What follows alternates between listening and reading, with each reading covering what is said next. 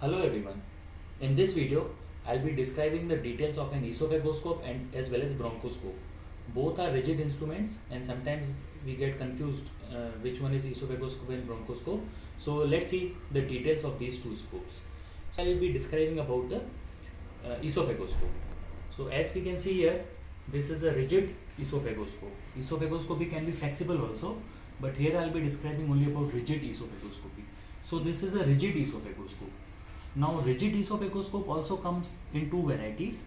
One is the Negus scope, another one is the Jackson scope. So what are the differences? So we see here, this is a channel for light. So this is a light carrier. Now we see here in this esophagoscope, the light carrier is long. That is, illumination is distal to the examiner. So this is an example of a distal illumination esophagoscope. So this is Jackson's esophagoscope. While in Negus esophagoscope, this illumination is proximal, so illumination carrier will be till this only.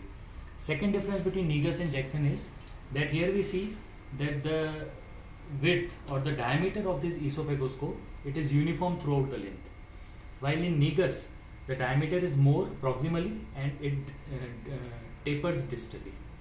Third difference between an Negus and Jackson esophagoscope is that in Negus, this channel, that is for light, they are present in on both sides. So that is a double illumination, and this is a single illumination. So these are the differences between Jackson and Negus esophagoscope. This is Jackson's esophagoscope with distal illumination. The advantages of distal illumination are that it is more, illumination is more near the surgical field, so there will be better illumination and visibility will be good. But the disadvantage is that if we work for a longer time, then sometimes it can heat up the local tissue. Now another aspect of esophagoscope is the markings that we can see here. Now these markings, they are in centimeters. So here up till 35 centimeters, sometimes 40 centimeters markings are there. Now the normal length of esophagus is around 25 centimeters, and these markings are provided so that we know the level of the lesion in the esophagus. Now we know that physiologically there are four constrictions in the esophagus. First constriction is at the level of C6, which is cricopharynx, that is 15 centimeter from the upper incisor. So this distance, it is measured from the upper incisors. The second physiological constriction is because of the arch of aorta. It is at the level of 25 centimeter and at the level of T4 vertebra. The third constriction is T5 vertebra at the level of 25 centimeter from the upper incisor, which is because of the bifurcation of trachea. And finally, the lower most constriction, that is at the level of 40 centimeter from upper incisor, that is at the level of T10, and that is because of the cardioesophageal junction. So whenever we do the esophagoscopy, we should know what is the level of the or the distance of the pathology from the upper incisor. For that, these markings are there. What we can see is that this is the handle of esophagoscope. So this handle, it tells us the direction of this bevel. So the distal end is beveled end. So here we can see that the direction of the handle is in the direction of the bevel. Now there are various indications of esophagoscopy. They can be diagnostic, they can be therapeutic. Some examples of therapeutic indications are removal of a foreign body. Most commonly we see coin in children especially. Second therapeutic indication, we can say that esophageal dilatation because of benign esophageal strictures, which can be because of post-corrosive acid poisoning. Then some diagnostic indication can be if there is a mass in the esophagus, then we can do the esophagoscopy and take a biopsy from that mass. So these are some of the common indications of rigid esophagoscope. Now we move on to the another scope, which is a bronchoscope. So this is a bronchoscope. This is also hollow rigid tube, as we can see.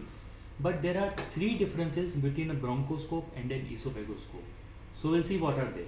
Difference number one, as we saw, there are markings on the esophagoscope. There are no markings on bronchoscope. Second difference is that in bronchoscope there are vents or holes, we can say, present at the distal end. So these are the vents, as can be seen here, on both sides. So these vents, they are for the ventilation of either the same lung and the opposite lung also. So vents are present in bronchoscope, they are absent in esophagoscope. The third difference is that here we can see that there is only one channel in esophagoscope, which is for the light. Okay, this is handle, but there is only one channel for light. But in bronchoscope we see there are two channels. So this is handle, and there are two channels. One is for the light, as is in the esophagoscope. Another one is for the ventilation, because when we are doing the bronchoscopy, the endotracheal tube cannot be inserted. So the patient has to be ventilated through this port. So these are the three differences between a bronchoscope and an esophagoscope. Again, from bronchoscopy, again there are various therapeutic and diagnostic indications. One again important point is that a bronchoscope can be used as an esophagoscope. Okay, so when we do not have an esophagoscope, we can use this instrument in place of esophagoscope. But an esophagoscope, it cannot be used as a bronchoscope because it does not have vent, and if we use this, then we cannot ventilate the lungs. So a bronchoscope can be used as an esophagoscope, but an esophagoscope cannot be used as a bronchoscope. And finally, these two instruments, they come in different sizes, that is different diameters, which depends upon the age of the patient. Thank you.